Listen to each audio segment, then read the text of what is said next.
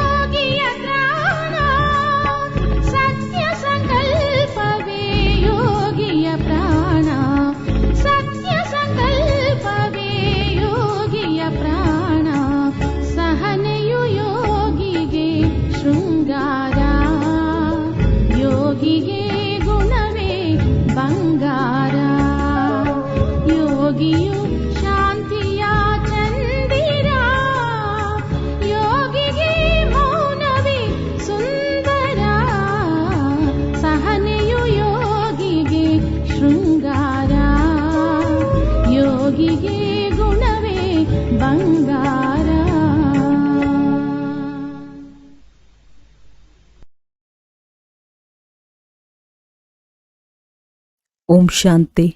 ಇಂದಿನ ದಿನಾಂಕ 2/2/2026. ಪ್ರಾರ್ಥ ಮುರುಳಿ. ಬಾಪ್ತಾದ ಮಧುಬನ. ಶಿವ ಭಗವಾನು ವಾಚ. ಮಧುರ ಮಕ್ಕಳೇ, ನೀವು ನನ್ನನ್ನು ನೆನಪು ಮಾಡಿ ಮತ್ತು ಪ್ರೀತಿ ಮಾಡಿ, ಏಕೆಂದರೆ ನಾನೇ ನಿಮ್ಮನ್ನು ಸದಾ ಸುಖಿಯನ್ನಾಗಿ ಮಾಡಲು ಬಂದಿದ್ದೇನೆ. ಪ್ರಶ್ನೆ: ಯಾವ ಮಕ್ಕಳಿಂದ ತಪ್ಪು ಉಡುಗಾಟಿಕೆಗಳಾಗುತ್ತಿರುವುದೋ ಅವರ ಬಾಯಿಯಿಂದ ಯಾವ ಮಾತುಗಳು ಸ್ವತಃ ಹೊರಬರುತ್ತವೆ? ಉತ್ತರ: ಉಡುಗಾಟಿಕೆ ಇರುವವರು ಈ ರೀತಿ ಹೇಳುತ್ತಾರೆ: ಅದೃಷ್ಟದಲ್ಲಿ ಏನಿದೆಯೋ ಅದು ಸಿಗುವುದು, ಸ್ವರ್ಗದಲ್ಲಂತೂ ಹೋಗಿಯೇ ಹೋಗುತ್ತೇವೆ. ತಂದೆಯು ತಿಳಿಸುತ್ತಾರೆ: ಈ ಮಾತು ಪುರುಷಾರ್ಥಿ ಮಕ್ಕಳದಲ್ಲ. ಶ್ರೇಷ್ಠ ಪದವಿಯನ್ನೇ ಪಡೆಯುವ ಪುರುಷಾರ್ಥ ಮಾಡಬೇಕು. ಯಾವಾಗ ಶ್ರೇಷ್ಠ ಪದವಿಯನ್ನೇ ಕೊಡುವುದಕ್ಕಾಗಿ ತಂದೆಯು ಬಂದಿದ್ದಾರೆ ಅಂದ ಮೇಲೆ ಆಲಸ್ಯ ಮಾಡಬೇಡಿ. ಗೀತೆ: ಬಾಲ್ಯದ ದಿನಗಳನ್ನು ಮರೆಯಬಾರದು. ಓಂ ಶಾಂತಿ. ಮಧುರಾತಿ ಮಧುರ ಆತ್ಮಿಕ ಮಕ್ಕಳು, ಗೀತೆಯ ಸಾಲಿನ ಅರ್ಥವನ್ನು ತಿಳಿದುಕೊಂಡಿರಿ. ನೀವೀಗ ಜೀವಿಸಿದಂತೆಯೇ ಬೇಅದ್ದಿನ ತಂದೆಯ ಮಕ್ಕಳಾಗಿದ್ದೀರಿ. ಇಡೀ ಕಲ್ಪವಂತೂ ಲೌಕಿಕ ತಂದೆಯ ಮಕ್ಕಳಾಗುತ್ತೀರಿ. ಈಗ ಕೇವಲ ನೀವು ಬ್ರಾಹ್ಮಣ ಮಕ್ಕಳು ಬೇಅದ್ದಿನ ತಂದೆಯವರಾಗಿದ್ದೀರಿ. ನಿಮಗೆ ತಿಳಿದಿದೆ, ನಾವು ಬೇಅದ್ದಿನ ತಂದೆಯಿಂದ ಬೇಅದ್ದಿನ ಆಸ್ತಿಯನ್ನು ತೆಗೆದುಕೊಳ್ಳುತ್ತಿದ್ದೇವೆ. ಒಂದು ವೇಳೆ ತಂದೆಯನ್ನು ಬಿಟ್ಟರೆ ಬೇಅದ್ದಿನ ಆಸ್ತಿಯು ಸಿಗುವುದಿಲ್ಲ. ಬಲೆ ನೀವು ತಿಳಿಸುತ್ತೀರಿ, ಆದರೆ ಸ್ವಲ್ಪದರಲ್ಲಿಯೇ ಯಾರೂ ಖುಷಿಯಾಗುವುದಿಲ್ಲ. ಮನುಷ್ಯರು ಹಣವನ್ನು ಇಚ್ಛಿಸುತ್ತಾರೆ. ಹಣವಿಲ್ಲದಿದ್ದರೆ ಸುಖವಿರಲು ಸಾಧ್ಯವಿಲ್ಲ. ಹಣವೂ ಬೇಕು, ಶಾಂತಿಯೂ ಬೇಕು, ನಿರೋಗಿ ಕಾಯವೂ ಬೇಕು. ಇಂದು ಪ್ರಪಂಚದಲ್ಲಿ ಏನಿದೆ, ನಾಳೆ ಏನಾಗುವುದು ಎಂಬುದನ್ನು ನೀವು ಮಕ್ಕಳೇ ತಿಳಿದುಕೊಂಡಿದ್ದೀರಿ. ವಿನಾಶವಂತೂ ಸನ್ಮುಖದಲ್ಲಿ ನಿಂತಿದೆ. ಮತ್ಯಾರ ಬುದ್ಧಿಯಲ್ಲಿಯೂ ಈ ಮಾತುಗಳಿಲ್ಲ. ಒಂದು ವೇಳೆ ವಿನಾಶವು ಸನ್ಮುಖದಲ್ಲಿದೆ ಎಂಬುದನ್ನು ತಿಳಿದುಕೊಂಡರೂ ಸಹ ಈಗ ಏನು ಮಾಡಬೇಕೆಂಬುದು ಅರ್ಥವಾಗುವುದಿಲ್ಲ. ನೀವು ಮಕ್ಕಳು ತಿಳಿದುಕೊಂಡಿದ್ದೀರಿ, ಯಾವಾಗ ಬೇಕಾದರೂ ಯುದ್ಧವಾಗಬಹುದು. ಒಂದು ಸಣ್ಣ ಕಿಡಿಯಿಂದಲೇ ಎಲ್ಲವೂ ಸಮಾಪ್ತಿಯಾಗುವುದರಲ್ಲಿ ತಡವಾಗುವುದಿಲ್ಲ. ಈ ಹಳೆಯ ಪ್ರಪಂಚವು ಸಮಾಪ್ತಿಯಾಯಿತೆಂದರೆ ಆಯಿತು. ಆದ್ದರಿಂದ ಈಗ ಬಹುಬೇಗನೆ ತಂದೆಯಿಂದ ಆಸ್ತಿಯನ್ನು ತೆಗೆದುಕೊಳ್ಳಬೇಕಾಗಿದೆ. ತಂದೆಯನ್ನು ಸದಾ ನೆನಪು ಮಾಡುತ್ತಿದ್ದರೆ ಬಹಳ ಖುಷಿಯಾಗಿರುತ್ತೀರಿ. ದೇಹಾಭಿಮಾನದಲ್ಲಿ ಬರುವುದರಿಂದ ತಂದೆಯನ್ನು ಮರೆತು ದುಃಖಿಯಾಗುತ್ತೀರಿ. ತಂದೆಯನ್ನು ಎಷ್ಟು ನೆನಪು ಮಾಡುತ್ತೀರೋ ಅಷ್ಟು ಬೇಅದ್ದಿನ ತಂದೆಯಿಂದ ಸುಖ ಪಡೆಯುತ್ತೀರಿ. ನೀವು ಇಂತಹ ಲಕ್ಷ್ಮೀನಾರಾಯಣರಾಗುವುದಕ್ಕಾಗಿ ಬಂದಿದ್ದೀರಿ. ರಾಜ ರಾಣಿಯಾಗುವುದರಲ್ಲಿ ಮತ್ತು ಪ್ರಜೆಗಳಿಗೆ ನೌಕರ ಚಾಕರರಾಗುವುದರಲ್ಲಿ ಬಹಳ ಅಂತರವಿದೆಯಲ್ಲವೇ? ಈಗಿನ ಪುರುಷಾರ್ಥವೇ ಕಲ್ಪಕ್ಕಾಗಿ ನಿಶ್ಚಿತವಾಗಿ ಬಿಡುತ್ತದೆ. ನಾವು ಎಷ್ಟು ಪುರುಷಾರ್ಥ ಮಾಡಿದ್ದೇವೆ ಎಂದು ಅಂತಿಮದಲ್ಲಿ ಎಲ್ಲರಿಗೆ ಸಾಕ್ಷಾತ್ಕಾರವಾಗುವುದು. ಈಗಲೂ ತಂದೆಯು ತಿಳಿಸುತ್ತಾರೆ, ತಮ್ಮ ಸ್ಥಿತಿಯನ್ನು ನೋಡಿಕೊಳ್ಳುತ್ತಾ ಇರಿ. ಯಾವ ಮಧುರಾತಿ ಮಧುರ ತಂದೆಯಿಂದ ಸ್ವರ್ಗದ ಆಸ್ತಿ ಸಿಗುತ್ತದೆಯೋ ಅವರನ್ನು ನಾವು ಎಷ್ಟು ನೆನಪು ಮಾಡುತ್ತೇವೆ. ನಿಮ್ಮದೆಲ್ಲವೂ ನೆನಪಿನ ಮೇಲೆ ಆಧಾರಿತವಾಗಿದೆ. ಎಷ್ಟು ನೆನಪು ಮಾಡುತ್ತೀರೋ ಅಷ್ಟು ಖುಷಿಯು ಇರುವುದು. ನಾವೀಗ ಸಮೀಪಕ್ಕೆ ಬಂದು ತಲುಪಿದ್ದೇವೆಂದು ತಿಳಿಯುತ್ತಾರೆ. ಇನ್ನು ಕೆಲವರು ಗುರಿಯು ಇನ್ನಷ್ಟು ದೂರವಿದೆಯೋ ಎಂದು ಸುಸ್ತಾಗುತ್ತಾರೆ. ಗುರಿಯನ್ನು ತಲುಪಿದರೆ ಪರಿಶ್ರಮವು ಸಫಲವಾಗುವುದು. ಈಗ ಯಾವ ಗುರಿಯೆಡೆಗೆ ನೀವು ಹೋಗುತ್ತಿದ್ದೀರೋ ಅದನ್ನು ಪ್ರಪಂಚದವರು ತಿಳಿದುಕೊಂಡಿಲ್ಲ. ಭಗವಂತನೆಂದು ಯಾರಿಗೆ ಹೇಳಲಾಗುತ್ತದೆ ಎಂಬುದನ್ನು ಸಹ ಅವರು ತಿಳಿದುಕೊಂಡಿಲ್ಲ. ಭಗವಂತನೆಂದು ಹೇಳುತ್ತಾರೆ, ಮತ್ತೆ ಅವರು ಕಲ್ಲು ಮುಳ್ಳಿನಲ್ಲಿದ್ದಾರೆಂದು ಹೇಳಿಬಿಡುತ್ತಾರೆ. ಈಗ ನೀವು ಮಕ್ಕಳು ತಿಳಿದುಕೊಂಡಿದ್ದೀರಿ, ನಾವು ತಂದೆಯ ಮಕ್ಕಳಾಗಿ ಬಿಟ್ಟಿದ್ದೇವೆ. ಈಗ ತಂದೆಯ ಮತದನುಸಾರವೇ ನಡೆಯಬೇಕಾಗಿದೆ. ಬಲೆ ವಿದೇಶದಲ್ಲಿದ್ದೀರಿ, ಅಲ್ಲಿದ್ದರೂ ಸಹ ಕೇವಲ ತಂದೆಯನ್ನು ನೆನಪು ಮಾಡಬೇಕಾಗಿದೆ. ನಿಮಗೆ ಶ್ರೀಮತ ಸಿಗುತ್ತದೆ. ನೆನಪಿನ ವಿನಃ ಆತ್ಮವು ತಮೋ ಪ್ರಧಾನದಿಂದ ಸತೋ ಪ್ರಧಾನವಾಗಲು ಸಾಧ್ಯವಿಲ್ಲ. ನೀವು ಹೇಳುತ್ತೀರಿ, ಬಾಬಾ, ನಾವು ತಮ್ಮಿಂದ ಪೂರ್ಣ ಆಸ್ತಿಯನ್ನು ತೆಗೆದುಕೊಳ್ಳುತ್ತೇವೆ. ಹೇಗೆ ನಮ್ಮ ಬಾಬಾರವರು ಪೂರ್ಣ ಆಸ್ತಿಯನ್ನು ತೆಗೆದುಕೊಳ್ಳುತ್ತಾರೆ, ಹಾಗೆಯೇ ನಾವು ಸಹ ಪುರುಷಾರ್ಥ ಮಾಡಿ ಅವರ ಸಿಂಹಾಸನದ ಮೇಲೆ ಅವಶ್ಯವಾಗಿ ಕುಳಿತುಕೊಳ್ಳುತ್ತೇವೆ. ಮೊಮ್ಮ ಬಾಬಾರವರು ರಾಜೇಶ್ವರಿಯಾಗುತ್ತಾರೆ ಅಂದಾಗ ನಾವು ಆಗುತ್ತೇವೆ. ಎಲ್ಲರಿಗಾಗಿ ಪರೀಕ್ಷೆಯು ಒಂದೇ ಆಗಿದೆ. ನಿಮಗೆ ಬಹಳ ಚಿಕ್ಕ ಮಾತನ್ನು ಕಲಿಸಲಾಗುತ್ತದೆ. ಕೇವಲ ತಂದೆಯನ್ನು ನೆನಪು ಮಾಡಿ. ಇದಕ್ಕೆ ಸಹಜ ರಾಜಯೋಗ ಬಲವೆಂದು ಕರೆಯಲಾಗುವುದು. ನಿಮಗೆ ತಿಳಿದಿದೆ, ಯೋಗದಿಂದ ಬಹಳ ಬಲ ಸಿಗುತ್ತದೆ. ತಿಳಿದುಕೊಳ್ಳುತ್ತಾರೆ, ನಾವು ಯಾವುದೇ ವಿಕರ್ಮ ಮಾಡಿದರೂ ಶಿಕ್ಷೆಯನ್ನು ಅನುಭವಿಸುತ್ತೇವೆ. ಪದವಿ ಭ್ರಷ್ಟವಾಗುತ್ತದೆ. ನೆನಪಿನಲ್ಲಿಯೂ ಮಾಯೆಯು ವಿಘ್ನಗಳನ್ನು ಹಾಕುತ್ತದೆ. ಸದ್ಗುರುವಿನ ನಿಂದಕರಿಗೆ ನೆಲೆಯಿಲ್ಲವೆಂದು ಗಾಯನವಿದೆ. ಅವರಂತೂ ಗುರುವಿನ ನಿಂದಕರಿಗೆ ಎಂದು ಹೇಳುತ್ತಾರೆ. ನಿರಾಕಾರ ತಂದೆಯ ಬಗ್ಗೆ ಅವರಿಗೆ ತಿಳಿದಿಲ್ಲ. ಭಕ್ತರಿಗೆ ಫಲವನ್ನು ಕೊಡುವವರು ಭಗವಂತನೆಂದು ಗಾಯನವಿದೆ. ಅಂದಾಗ ಸಾಧು ಸಂತ ಮೊದಲಾದವರೆಲ್ಲರೂ ಭಕ್ತರಾಗಿದ್ದಾರೆ. ಭಕ್ತರೇ ಗಂಗಾ ಸ್ನಾನ ಮಾಡಲು ಹೋಗುತ್ತಾರೆ. ಭಕ್ತರು ಭಕ್ತರಿಗೆ ಫಲ ಕೊಡುವುದಿಲ್ಲ. ಒಂದು ವೇಳೆ ಭಕ್ತರಿಗೆ ಫಲ ಕೊಡುವುದಾದರೆ ಮತ್ತೆ ಭಗವಂತನನ್ನು ಏಕೆ ನೆನಪು ಮಾಡುವುದು? ಇದು ಭಕ್ತಿ ಮಾರ್ಗವಾಗಿದೆ. ಎಲ್ಲರೂ ಭಕ್ತರಾಗಿದ್ದಾರೆ. ಭಕ್ತರಿಗೆ ಫಲವನ್ನು ಕೊಡುವವರು ಭಗವಂತನಾಗಿದ್ದಾರೆ. ಹೆಚ್ಚು ಭಕ್ತಿ ಮಾಡುವವರು ಕಡಿಮೆ ಭಕ್ತಿ ಮಾಡುವವರಿಗೆ ಫಲ ಕೊಡುತ್ತಾರೆಂದಲ್ಲ. ಭಕ್ತಿ ಎಂದರೆ ಭಕ್ತಿ. ರಚನೆಗೆ ಹೇಗೆ ಆಸ್ತಿಯನ್ನು ಕೊಡುವರು, ಆಸ್ತಿಯು ರಚಯಿತನಿಂದಲೇ ಸಿಗುತ್ತದೆ. ಈ ಸಮಯದಲ್ಲಿ ಎಲ್ಲರೂ ಭಕ್ತರಾಗಿದ್ದಾರೆ. ಯಾವಾಗ ಜ್ಞಾನವು ಸಿಗುತ್ತದೆಯೋ ಆಗ ಭಕ್ತಿಯು ತಾನಾಗಿಯೇ ಬಿಟ್ಟು ಹೋಗುತ್ತದೆ. ಜ್ಞಾನದ ಜಿಂದಾಬಾದ್ ಆಗುತ್ತದೆ. ಜ್ಞಾನವಿಲ್ಲದೆ ಸದ್ಗತಿ ಹೇಗಾಗುವುದು? ಎಲ್ಲರೂ ತಮ್ಮ ಲೆಕ್ಕಾಚಾರಗಳನ್ನು ಮುಗಿಸಿಕೊಂಡು ಹೊರಟು ಹೋಗುತ್ತಾರೆ. ಅಂದಾಗ ಈಗ ನೀವು ಮಕ್ಕಳು ತಿಳಿದುಕೊಂಡಿದ್ದೀರಿ, ವಿನಾಶವು ಸನ್ಮುಖದಲ್ಲಿಯೇ ನಿಂತಿದೆ. ವಿನಾಶಕ್ಕೆ ಮೊದಲೇ ಪುರುಷಾರ್ಥ ಮಾಡಿ ತಂದೆಯಿಂದ ಆಸ್ತಿಯನ್ನು ತೆಗೆದುಕೊಳ್ಳಬೇಕಾಗಿದೆ. ನೀವು ತಿಳಿದುಕೊಂಡಿದ್ದೀರಿ, ನಾವೀಗ ಪಾವನ ಪ್ರಪಂಚದಲ್ಲಿ ಹೋಗುತ್ತಿದ್ದೇವೆ. ಯಾರು ಬ್ರಾಹ್ಮಣರಾಗುವರೋ ಅವರೇ ನಿಮಿತ್ತರಾಗುತ್ತಾರೆ. ಬ್ರಹ್ಮಮುಖ ವಂಶಾವಳಿ ಬ್ರಾಹ್ಮಣರಾಗದೆ ನೀವು ತಂದೆಯಿಂದ ಆಸ್ತಿಯನ್ನು ಪಡೆಯಲು ಸಾಧ್ಯವಿಲ್ಲ. ತಂದೆಯು ಮಕ್ಕಳನ್ನು ರಚಿಸುವುದೇ ಆಸ್ತಿಯನ್ನು ಕೊಡುವುದಕ್ಕಾಗಿ. ಶಿವ ತಂದೆಯ ಮಕ್ಕಳಂತೂ ನಾವು ಆಗಿಯೇ ಇದ್ದೇವೆ. ಸೃಷ್ಟಿಯನ್ನು ರಚಿಸುವುದೇ ಮಕ್ಕಳಿಗೆ ಆಸ್ತಿಯನ್ನು ಕೊಡುವುದಕ್ಕಾಗಿ. ಶರೀರಧಾರಿಗಳಿಗೆ ಆಸ್ತಿಯನ್ನು ಕೊಡುವರಲ್ಲವೇ? ಆತ್ಮಗಳಂತೂ ಮೇಲಿರುತ್ತಾರೆ. ಅಲ್ಲಿ ಆಸ್ತಿ ಅಥವಾ ಪ್ರಾರಬ್ಧದ ಮಾತೆ ಇಲ್ಲ.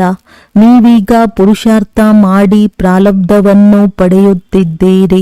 ಇದು ಪ್ರಪಂಚದವರಿಗೆ ತಿಳಿದೇ ಇಲ್ಲ. ಈಗ ಸಮಯ ಸಮೀಪಕ್ಕೆ ಬರುತ್ತಿದೆ. ಕೇವಲ ಬಾಂಬುಗಳನ್ನು ಇಟ್ಟುಕೊಳ್ಳುವುದಕ್ಕಾಗಿ ತಯಾರಿಸಿಲ್ಲ, ಬಹಳಷ್ಟು ತಯಾರಿ ನಡೆಯುತ್ತಿದೆ. ಈಗ ತಂದೆಯು ನಮಗೆ ಆದೇಶ ನೀಡುತ್ತಾರೆ, ಮಕ್ಕಳೇ ನನ್ನನ್ನು ನೆನಪು ಮಾಡಿ. ಇಲ್ಲದಿದ್ದರೆ ಅಂತಿಮದಲ್ಲಿ ಬಹಳ ಅಳಬೇಕಾಗುವುದು. ರಾಜ್ಯ ವಿದ್ಯೆಯ ಪರೀಕ್ಷೆಯಲ್ಲಿ ಯಾರಾದರೂ ಅನುತ್ತೀರ್ಣರಾದರೆ ಹೋಗಿ ಕೋಪದಲ್ಲಿ ಮುಳುಗಿಬಿಡುತ್ತಾರೆ. ಇಲ್ಲಿ ಕೋಪದ ಮಾತಂತೂ ಇಲ್ಲ. ಅಂತಿಮದಲ್ಲಿ ನಿಮಗೆ ಬಹಳ ಸಾಕ್ಷಾತ್ಕಾರಗಳಾಗುತ್ತವೆ. ನಾವು ಏನೇನಾಗುತ್ತಾವೆ ಎಂಬುದು ಸಹ ತಿಳಿಯುತ್ತದೆ. ಪುರುಷಾರ್ಥ ಮಾಡಿಸುವುದು ತಂದೆಯ ಕೆಲಸವಾಗಿದೆ.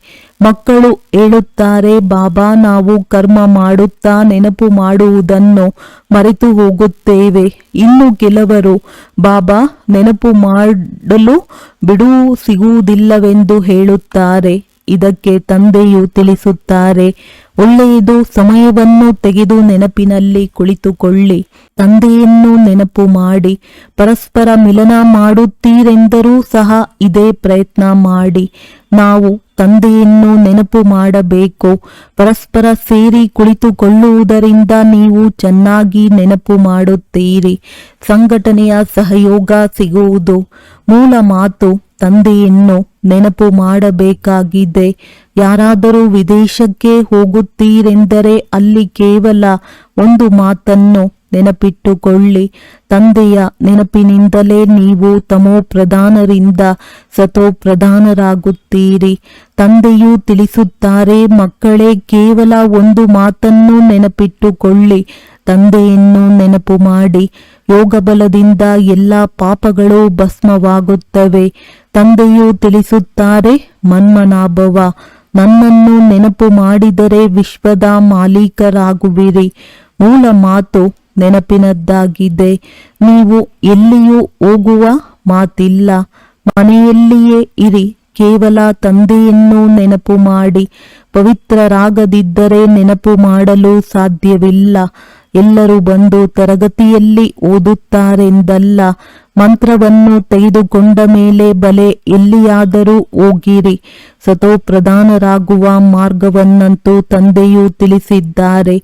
ವಾಸ್ತವದಲ್ಲಿ ಸೇವಾ ಕೇಂದ್ರಕ್ಕೆ ಬರುವುದರಿಂದ ನೀವು ಹೊಸ ಹೊಸ ಮಾತುಗಳನ್ನು ಕೇಳುತ್ತಿರುತ್ತೀರಿ. ಒಂದು ವೇಳೆ ಯಾವುದೇ ಕಾರಣದಿಂದ ಬರಲು ಸಾಧ್ಯವಾಗುವುದಿಲ್ಲ. ಮಳೆ ಬರುತ್ತದೆ, ಕರ್ಫ್ಯೂ ಉಂಟಾಗುತ್ತದೆ. ಯಾರೂ ಹೊರಬರಲು ಸಾಧ್ಯವಾಗದಿದ್ದರೆ ಏನು ಮಾಡುತ್ತೀರಿ? ತಂದೆಯು ತಿಳಿಸುತ್ತಾರೆ, ಪರವಾಗಿಲ್ಲ, ನೀವು ಶಿವನ ಮಂದಿರದಲ್ಲಿ ಹಾಲನ್ನೆರೆಯಲೇಬೇಕಾಗುವುದು ಎಂದಲ್ಲ.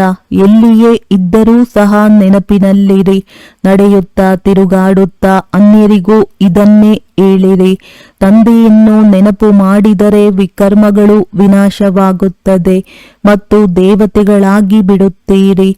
ಎರಡೇ ಅಕ್ಷರಗಳಿವೆ. ತಂದೆ ರಚಯಿತನಿಂದಲೇ ಆಸ್ತಿಯನ್ನು ಪಡೆಯಬೇಕಾಗಿದೆ. ರಚಯಿತನು ಒಬ್ಬರೇ ಆಗಿದ್ದಾರೆ.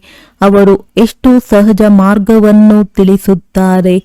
ತಂದೆಯನ್ನು ನೆನಪು ಮಾಡುವ ಮಂತ್ರವು ಸಿಕ್ಕಿಬಿಟ್ಟಿತು. ತಂದೆಯು ತಿಳಿಸುತ್ತಾರೆ, ಈ ಬಾಲ್ಯವನ್ನು ಮರೆಯಬೇಡಿ. ಇಂದು ನಗುತ್ತಿದ್ದೀರಿ. ಒಂದು ವೇಳೆ ತಂದೆಯನ್ನು ಮರೆತರೆ ನಾಳೆ ಅಳಬೇಕಾಗುವುದು.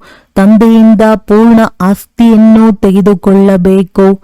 ಇಂಥವರು ಅನೇಕರಿದ್ದಾರೆ. ಸ್ವರ್ಗದಲ್ಲಂತೂ ಹೋಗುತ್ತೇವೆ, ಅದೃಷ್ಟದಲ್ಲಿ ಏನಿರುವುದೋ ಅದೇ ಸಿಗುವುದು ಎಂದು ಹೇಳುತ್ತಾರೆ. ಅವರಿಗೆ ಪುರುಷಾರ್ಥಿಗಳೆಂದು ಹೇಳುವುದಿಲ್ಲ. ಮನುಷ್ಯರು ಪುರುಷಾರ್ಥ ಮಾಡುವುದು ಶ್ರೇಷ್ಠ ಪದವಿಯನ್ನು ಪಡೆಯುವುದಕ್ಕಾಗಿ. ಅಂದ ಮೇಲೆ ಈಗ ತಂದೆಯಿಂದ ಶ್ರೇಷ್ಠ ಪದವಿ ಸಿಗುತ್ತದೆ ಅಂದಾಗ ಏಕೆ ಆಲಸ್ಯ ಮಾಡಬೇಕು?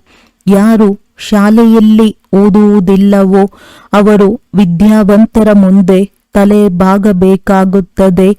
ತಂದೆಯನ್ನು ಪೂರ್ಣ ನೆನಪು ಮಾಡದಿದ್ದರೆ ಪ್ರಜೆಗಳಲ್ಲಿ ಹೋಗಿ ನೌಕರ ಚಾಕರರಾಗುತ್ತಾರೆ. ಇದರಲ್ಲಿಯೇ ಖುಷಿಯಾಗಿ ಬಿಡಬಾರದು. ಮಕ್ಕಳು ಸನ್ಮುಖದಲ್ಲಿ ರಿಫ್ರೆಶ್ ಆಗಿ ಹೋಗುತ್ತೀರಿ. ಕೆಲವರು ಬಂಧನದಲ್ಲಿರುವವರಾಗಿದ್ದಾರೆ. ಆದರೂ ಪರವಾಗಿಲ್ಲ. ಮನೆಯಲ್ಲಿ ಕುಳಿತೇ ತಂದೆಯನ್ನು ನೆನಪು ಮಾಡಿ. ಎಷ್ಟೊಂದು ತಿಳಿಸುತ್ತೇನೆ. ಮೃತ್ಯು ಸನ್ಮುಖದಲ್ಲಿ ನಿಂತಿದೆ. ಆಕಸ್ಮಿಕವಾಗಿ ಯುದ್ಧವು ಆರಂಭವಾಗಿ ಬಿಡುವುದು ಕಾಣುತ್ತದೆ. ಯುದ್ಧವು ಆಯಿತೆಂದರೆ ಆಯಿತು. ರೇಡಿಯೋಗಳಿಂದಲೂ ಎಲ್ಲವೂ ತಿಳಿಯುತ್ತಾ ಹೋಗುತ್ತದೆ. ಸ್ವಲ್ಪ ಗಡಿಬಿಡಿ ಮಾಡಿದರೆ ನಾವು ಈ ರೀತಿ ಮಾಡಿಬಿಡುತ್ತೇವೆ ಎಂದು ಹೇಳಿಬಿಡುತ್ತಾರೆ. ಮೊದಲೇ ಹೇಳಿಬಿಡುತ್ತಾರೆ.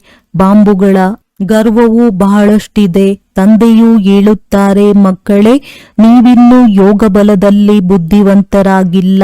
ಯುದ್ಧವಾಗಿ ಬಿಡಲಿ, ಇದು ಡ್ರಾಮಾ ಅನುಸಾರ ಆಗುವುದಿಲ್ಲ. ಏಕೆಂದರೆ ಮಕ್ಕಳು ಇನ್ನೂ ಪೂರ್ಣ ಆಸ್ತಿಯನ್ನು ತೆಗೆದುಕೊಂಡಿಲ್ಲ. ಈಗಿನ್ನೂ ಪೂರ್ಣ ರಾಜಧಾನಿಯು ಸ್ಥಾಪನೆಯಾಗಿಲ್ಲ. ಸ್ವಲ್ಪ ಸಮಯ ಬೇಕು. ಪುರುಷಾರ್ಥ ಮಾಡಿಸುತ್ತಾ ಇರುತ್ತೇವೆ. ಯಾವ ಸಮಯದಲ್ಲಿ ಏನು ಬೇಕಾದರೂ ಆಗಿಬಿಡಬಹುದು. ವಿಮಾನ, ರೈಲು ಬೀಳಬಹುದು. ಮೃತ್ಯುವು ಎಷ್ಟು ಸಹಜವಾಗಿ ನಿಂತಿದೆ. ಧರಣಿಯು ಅಲುಗಾಡುತ್ತಿರುತ್ತದೆ. ಭೂಕಂಪವು ಎಲ್ಲದಕ್ಕಿಂತ ಹೆಚ್ಚು ಕೆಲಸ ಮಾಡುವುದು. ಇದು ಅಲುಗಾಡಿದಾಗಲೇ ಮನೆಗಳೆಲ್ಲವೂ ಬೀಳುವವು. ಅಂದಾಗ ಮೃತ್ಯುವಿಗೆ ಮೊದಲೇ ತಂದೆಯಿಂದ ಪೂರ್ಣ ಆಸ್ತಿಯನ್ನು ತೆಗೆದುಕೊಳ್ಳಬೇಕಾಗಿದೆ. ಆದ್ದರಿಂದ ತಂದೆಯನ್ನು ಬಹಳ ಪ್ರೀತಿಯಿಂದ ನೆನಪು ಮಾಡಬೇಕಾಗಿದೆ. ಬಾಬಾ ತಮ್ಮ ವಿನಃ ನಮಗೆ ಮತ್ಯಾರೂ ಇಲ್ಲ ಎಂದು ಕೇವಲ ತಂದೆಯನ್ನು ನೆನಪು ಮಾಡುತ್ತಾ ಇರಿ. ಎಷ್ಟು ಸಹಜ ರೀತಿಯಿಂದ ಹೇಗೆ ಚಿಕ್ಕ ಚಿಕ್ಕ ಮಕ್ಕಳಿಗೆ ಕುಳಿತು ತಿಳಿಸಿಕೊಡುತ್ತಾರೆ. ಮಕ್ಕಳೇ, ಮತ್ಯಾವುದೇ ಕಷ್ಟವನ್ನು ಕೊಡುವುದಿಲ್ಲ. ಕೇವಲ ನೆನಪು ಮಾಡಿ. ಕಾಮ ಚಿತೆಯನ್ನೇರಿ ನೀವೀಗ ಕಪ್ಪಾಗಿದ್ದೀರಿ. ಆದ್ದರಿಂದ ಜ್ಞಾನ ಚಿತೆಯನ್ನೇರಿ ಪವಿತ್ರರಾಗಿ. ತಮ್ಮ ಉದ್ದೇಶವೇನೆಂದು ಯಾರಾದರೂ ನಿಮ್ಮನ್ನು ಕೇಳಿದರೆ ತಿಳಿಸಿ. ಶಿವತಂದೆಯು ಎಲ್ಲರ ತಂದೆಯಾಗಿದ್ದಾರೆ. ಅವರು ತಿಳಿಸುತ್ತಾರೆ, ನನ್ನೊಬ್ಬನನ್ನೇ ನೆನಪು ಮಾಡಿದರೆ ನಿಮ್ಮ ವಿಕರ್ಮಗಳು ವಿನಾಶವಾಗುತ್ತದೆ ಮತ್ತು ನೀವು ತಮೋ ಪ್ರಧಾನರಿಂದ ಸತೋ ಪ್ರಧಾನರಾಗಿ ಬಿಡುತ್ತೀರಿ. ಕಲಿಯುಗದಲ್ಲಿ ಎಲ್ಲರೂ ತಮೋ ಪ್ರಧಾನರಿದ್ದಾರೆ. ಸರ್ವರ ಸದ್ಗತಿದಾತನು ಒಬ್ಬರೇ ತಂದೆಯಾಗಿದ್ದಾರೆ. ಈಗ ತಂದೆಯು ತಿಳಿಸುತ್ತಾರೆ, ಕೇವಲ ನನ್ನನ್ನು ನೆನಪು ಮಾಡಿದರೆ ತುಕ್ಕು ಇಳಿಯುವುದು. ಕೇವಲ ಇಷ್ಟಾದರೂ ಸಂದೇಶವನ್ನು ಕೊಡಬಹುದಲ್ಲವೇ? ಸ್ವಯಂ ನೆನಪು ಮಾಡುತ್ತೀರೆಂದರೆ ಅನ್ಯರಿಗೂ ನೆನಪು ಮಾಡಿಸುತ್ತೀರಿ. ತಾನೇ ನೆನಪು ಮಾಡದಿದ್ದರೆ ಅನ್ಯರಿಗೂ ರುಚಿಯಿಂದ ಹೇಳುವುದಿಲ್ಲ. ಅಂದರೆ ಅದು ಅಂತರಾಳದಿಂದ ಬರುವುದಿಲ್ಲ. ತಂದೆಯು ತಿಳಿಸುತ್ತಾರೆ, ಎಲ್ಲಿಯಾದರೂ ಇರಿ, ಎಷ್ಟು ಸಾಧ್ಯವೋ ಕೇವಲ ತಂದೆಯನ್ನು ನೆನಪು ಮಾಡಿ. ಯಾರೇ ಸಿಕ್ಕಿದರೂ ಇದೇ ಶಿಕ್ಷಣ ಕೊಡಿ. ಮೃತ್ಯು ಸನ್ಮುಖದಲ್ಲಿ ನಿಂತಿದೆ. ತಂದೆಯು ತಿಳಿಸುತ್ತಾರೆ, ನೀವೆಲ್ಲರೂ ತಮೋಪ್ರಧಾನ ಪತಿತರಾಗಿ ಬಿಟ್ಟಿದ್ದೀರಿ. ಈಗ ನನ್ನನ್ನು ನೆನಪು ಮಾಡಿ ಪವಿತ್ರರಾಗಿ. ಆತ್ಮವೇ ಪತಿತನಾಗಿದೆ. ಸತ್ಯಯುಗದಲ್ಲಿ ಪಾವನವಾಗಿರುತ್ತದೆ. ತಂದೆಯು ತಿಳಿಸುತ್ತಾರೆ, ನೆನಪಿನಿಂದಲೇ ಆತ್ಮವು ಪಾವನವಾಗುವುದು. ಮತ್ಯಾವುದೇ ಉಪಾಯವಿಲ್ಲ. ಈ ಸಂದೇಶವನ್ನು ಎಲ್ಲರಿಗೆ ಕೊಡುತ್ತಾ ಹೋಗಿ. ಆಗ ಅನೇಕರ ಕಲ್ಯಾಣ ಮಾಡುತ್ತೀರಿ. ಮತ್ಯಾವುದೇ ಕಷ್ಟವನ್ನು ನಿಮಗೆ ಕೊಡುವುದಿಲ್ಲ. ಎಲ್ಲ ಆತ್ಮರನ್ನು ಪಾವನ ಮಾಡುವವರು ಪತಿತ ಪಾವನ ತಂದೆಯೇ ಆಗಿದ್ದಾರೆ. ಎಲ್ಲರಿಗಿಂತ ಸರ್ವೋತ್ತಮ ಪುರುಷೋತ್ತಮರನ್ನಾಗಿ ಮಾಡುವವರು ತಂದೆಯಾಗಿದ್ದಾರೆ. ಯಾರು ಪೂಜ್ಯರಾಗಿದ್ದರೋ ಅವರೇ ನಂತರ ಪೂಜಾರಿಯಾಗಿದ್ದಾರೆ. ರಾವಣ ರಾಜ್ಯದಲ್ಲಿ ನಾವು ಪೂಜಾರಿಗಳಾಗಿದ್ದೇವೆ. ರಾಮರಾಜ್ಯದಲ್ಲಿ ಪೂಜ್ಯರಾಗಿದ್ದೆವು. ಈಗ ರಾವಣ ರಾಜ್ಯದ ಅಂತ್ಯವಾಗಿದೆ. ತಂದೆಯನ್ನು ನೆನಪು ಮಾಡುವುದರಿಂದ ನಾವು ಪೂಜಾರಿಗಳಿಂದ ಪೂಜ್ಯರಾಗುತ್ತೇವೆ. ಅನ್ಯರಿಗೆ ಮಾರ್ಗವನ್ನು ತೋರಿಸಬೇಕಾಗಿದೆ. ವೃದ್ಧರದ್ದು ಸರ್ವೀಸ್ ಮಾಡಬೇಕು.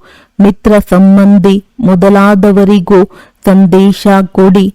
ಸತ್ಸಂಗ ಮಂದಿರ ಇತ್ಯಾದಿಗಳು ಅನೇಕ ಪ್ರಕಾರವಾಗಿವೆ. ನಿಮ್ಮದ್ದು ಒಂದೇ ಪ್ರಕಾರವಾಗಿದೆ. ಕೇವಲ ತಂದೆಯ ಪರಿಚಯ ಕೊಡಬೇಕಾಗಿದೆ. ಶಿವತಂದೆಯು ತಿಳಿಸುತ್ತಾರೆ, ನನ್ನೊಬ್ಬನನ್ನೇ ನೆನಪು ಮಾಡಿದರೆ ನೀವು ಸ್ವರ್ಗದ ಮಾಲೀಕರಾಗುವಿರಿ. ನಿರಾಕಾರ ಶಿವತಂದೆ ಸರ್ವರ ಸದ್ಗತಿದಾತ. ತಂದೆಯು ಆತ್ಮರಿಗೆ ಹೇಳುತ್ತಾರೆ, ನನ್ನನ್ನು ನೆನಪು ಮಾಡಿದರೆ ನೀವು ತಮೋ ಪ್ರಧಾನರಿಂದ ಸತೋ ಪ್ರಧಾನರಾಗುವಿರಿ. ಇದನ್ನು ತಿಳಿಸುವುದು ಬಹಳ ಸಹಜವಲ್ಲವೇ? ವೃದ್ಧರು ಸರ್ವಿಸ್ ಮಾಡಬಹುದು. ಮೂಲ ಮಾತೆ ಇದಾಗಿದೆ. ಮದುವೆ ಮುಂಜಿ ಎಲ್ಲಿಗೆ ಹೋಗುತ್ತೀರೆಂದರೆ ಕಿವಿಯಲ್ಲಿ ಈ ಮಾತನ್ನು ತಿಳಿಸಿ. ಗೀತೆಯ ಭಗವಂತನು ತಿಳಿಸುತ್ತಾರೆ, ನನ್ನನ್ನು ನೆನಪು ಮಾಡಿ. ಈ ಮಾತನ್ನು ಎಲ್ಲರೂ ಇಷ್ಟಪಡುತ್ತಾರೆ. ಹೆಚ್ಚು ಹೇಳುವ ಅವಶ್ಯಕತೆ ಇಲ್ಲ. ಕೇವಲ ತಂದೆಯ ಸಂದೇಶವನ್ನು ಕೊಡಬೇಕಾಗಿದೆ. ತಂದೆಯು ತಿಳಿಸುತ್ತಾರೆ, ನನ್ನನ್ನು ನೆನಪು ಮಾಡಿ. ಒಳ್ಳೆಯದು, ಈ ರೀತಿ ತಿಳಿದುಕೊಳ್ಳಿ. ಭಗವಂತನೇ ಪ್ರೇರಣೆ ಕೊಡುತ್ತಾರೆ.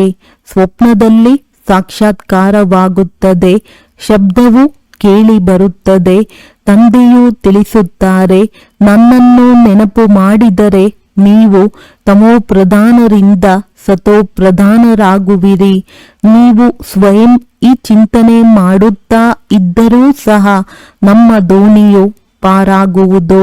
ನಾವು ಪ್ರತ್ಯಕ್ಷದಲ್ಲಿ ಬೇಅದ್ದಿನ ತಂದೆಯ ಮಕ್ಕಳಾಗಿದ್ದೇವೆ ಮತ್ತು ತಂದೆಯಿಂದ 21 ಜನ್ಮಗಳ ಆಸ್ತಿಯನ್ನು ತೆಗೆದುಕೊಳ್ಳುತ್ತಿದ್ದೇವೆ. ಅಂದ ಮೇಲೆ ಖುಷಿ ಇರಬೇಕು. ತಂದೆಯನ್ನು ಮರೆತಾಗಲೇ ಕಷ್ಟವಾಗುತ್ತದೆ. ತಂದೆಯು ಎಷ್ಟು ಸಹಜವಾಗಿ ತಿಳಿಸುತ್ತಾರೆ, ತನ್ನನ್ನು ಆತ್ಮನೆಂದು ತಿಳಿದು ತಂದೆಯನ್ನು ನೆನಪು ಮಾಡಿರಿ. ಆಗ ಆತ್ಮವು ಸತೋ ಪ್ರಧಾನವಾಗಿ ಬಿಡುವುದು. ಇವರಿಗೆ ಸರಿಯಾದ ಮಾರ್ಗವು ಸಿಕ್ಕಿದೆ. ಈ ಮಾರ್ಗವನ್ನು ಎಂದು ಯಾರೂ ತಿಳಿಸಲು ಸಾಧ್ಯವಿಲ್ಲವೆಂದು ತಿಳಿದುಕೊಳ್ಳುವರು. ಒಂದು ವೇಳೆ ಶಿವ ತಂದೆಯನ್ನು ನೆನಪು ಮಾಡಿ ಎಂದು ಹೇಳುವುದಾದರೆ ಮತ್ತೆ ಸಾಧುಗಳ ಬಳಿ ಯಾರು ಹೋಗುತ್ತಾರೆ? ಇಂತಹ ಸಮಯ ಬರುವುದು ಯಾವಾಗ ನೀವು ಮನೆಯಿಂದ ಹೊರಗೆ ಬರಲು ಸಾಧ್ಯವಿಲ್ಲ. ತಂದೆಯನ್ನು ನೆನಪು ಮಾಡುತ್ತಾ ಮಾಡುತ್ತಾ ಶರೀರವನ್ನು ಬಿಟ್ಟು ಬಿಡುತ್ತೀರಿ.